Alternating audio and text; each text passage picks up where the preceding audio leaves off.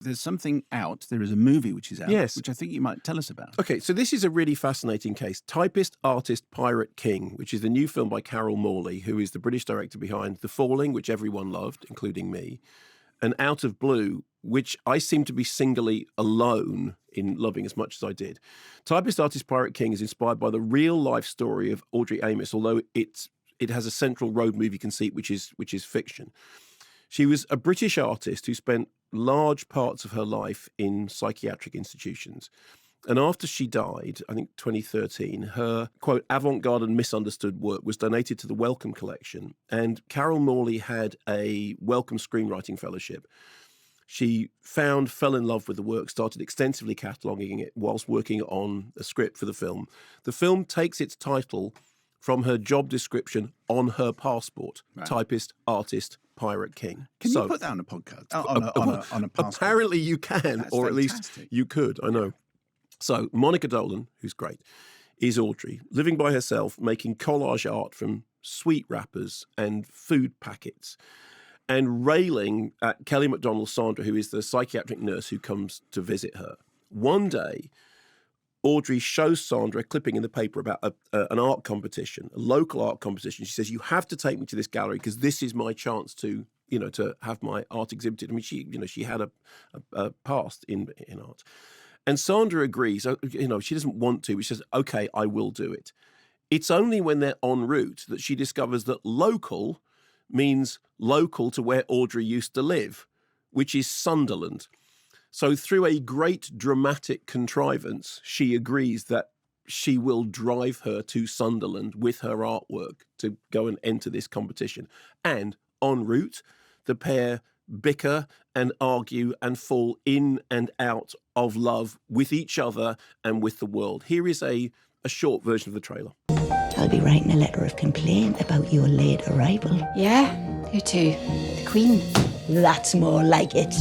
Any changes we should be aware of? Your appearance has slipped to an all-time low. This stuff. That's my art. I used to be in the kitchen sink school of realism, but now I'm avant-garde and misunderstood. Yeah. You need to drive myself and my art to this gallery before the deadline.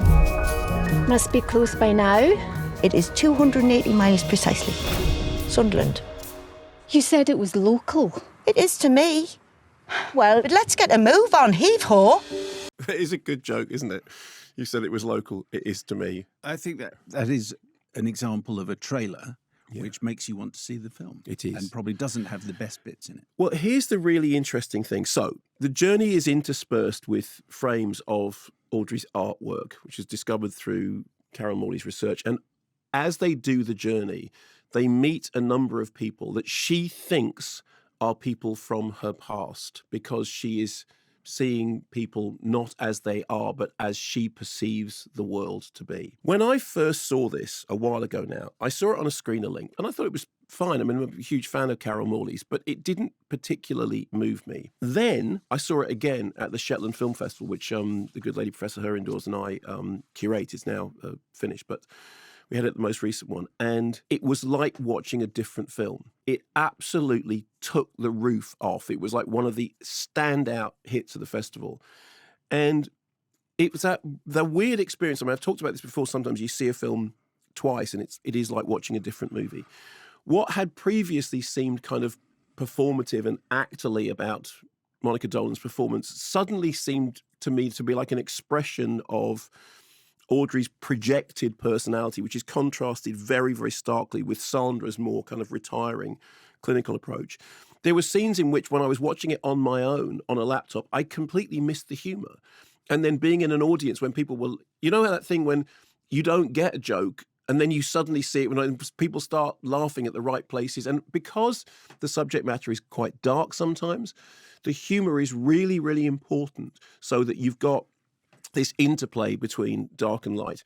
More importantly, I thought that what initially seemed to me like a fairly kind of broad strokes portrait of the central character's mental health struggles, seeing it in an auditorium with an audience actually suddenly became like, no, this is really smart and insightful and sympathetic and is touching people and is making people laugh and cry, and everyone in the room is falling in love with that central character. The other thing, of course, is in the room, the music drops. The needle drops are particularly effective. And one song, just before we did the show, I just played you this song. It's a Boy George song from around that period, 2013, whatever it was. And it's called King of Everything. And I had never heard it before. And hearing it in the room, I suddenly thought, this is one of the best pop songs I have ever heard. And it is brilliantly deployed. I mean, Carol Morley has always had a really sharp ear for how to deploy a well-chosen tune. And, you know, I think the soundtrack stuff, I mean, Out of Blue, one of the reasons I love Out of Blue is because the Clint Mansell soundtrack is so fantastic.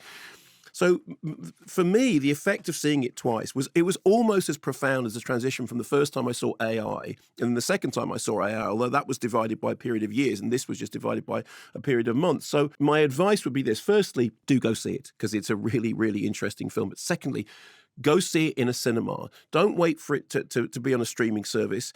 Don't wait to watch it at home. Go see it in a cinema with an audience because I can guarantee you, and there is nothing more delightful than seeing a film which you hadn't really got the first time round. And then that brilliant communal experience of sitting in a full cinema and the audience go with it and you go, I get it.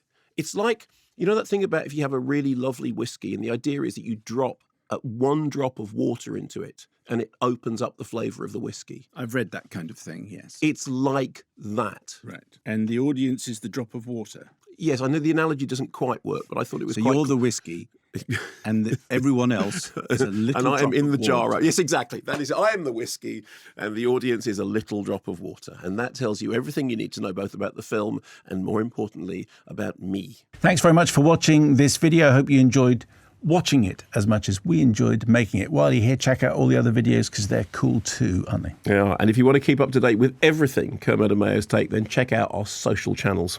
I mean, why wouldn't you? I mean, I would. I have done. Excellent.